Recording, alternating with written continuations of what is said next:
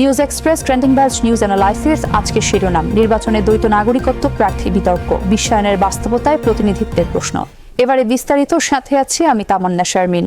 ত্রয়োদশ জাতীয় সংসদ নির্বাচন সামনে রেখে দ্বৈত নাগরিকত্ব ইস্যু নতুন করে রাজনৈতিক আলোচনার কেন্দ্রে এসেছে। সমালোচনা থাকা সত্ত্বেও বাস্তবতা হলো বর্তমান বৈশ্বিক বাস্তবতায় নির্বাচনে দ্বৈত নাগরিকত্বধারীদের অংশগ্রহণ পুরোপুরি অগ্রাহ্য করা ক্রমেই অযৌক্তিক হয়ে উঠছে। প্রথমত, প্রবাসী বাংলাদেশিদের অর্থনৈতিক অবদান। বহু বছর ধরে বিদেশে অবস্থানরত বাংলাদেশিরা নিয়মিত রেমিটেন্স পাঠিয়ে দেশের অর্থনীতিকে স্থিতিশীল রাখতে বড় ভূমিকা রেখেছেন।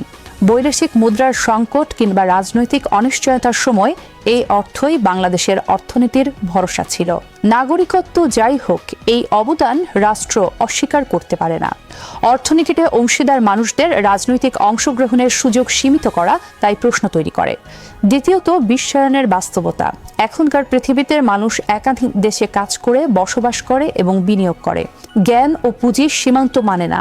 এই প্রেক্ষাপটে দ্বৈত নাগরিকত্ব মানেই দ্বৈত আনুগত্য, এই সরল ধারণা আর পুরোপুরি কার্যকর নয়। দায়বদ্ধতা আজ নির্ধারিত হয় স্বচ্ছতা, আইন ও জবাবদিহির মাধ্যমে। তৃতীয়ত, সংস্কার কমিশনের অভিজ্ঞতা। দ্বৈত নাগরিকত্বধারীদের অংশগ্রহণে দেওয়া অনেক সংস্কার প্রস্তাব ইতিমধ্যে রাজনৈতিক ও নাগরিক মহলে গ্রহণযোগ্যতা পেয়েছে। নির্বাচন ব্যবস্থা থেকে প্রশাসনিক সংস্কার, এসব ক্ষেত্রে নাগরিকত্ব নয়, প্রস্তাবের যৌক্তিকতাই মুখ্য হয়েছে। নিশ্চয়ই স্বার্থ সংঘাত ও জবাবদিহির ঝুঁকি আছে, তবে তার সমাধান নিষেধাজ্ঞায় নয়। সমাধান হলো কঠোর আইন, সম্পদের পূর্ণ ঘোষণা এবং কার্যকর নজরদারি। সব মিলিয়ে বিশ্বায়িত বাস্তবতায় দ্বৈত নাগরিকত্বকে অযোগ্যতার একমাত্র মানদণ্ড করা নয়, বরং দায়িত্ব পালনের নিশ্চয়তাই হওয়া উচিত মূল বিবেচনা। আজ এ পর্যন্তই, আবারও দেখা হবে নতুন কোনো বিষয় নিয়ে। সে পর্যন্ত ভালো থাকুন সবাই।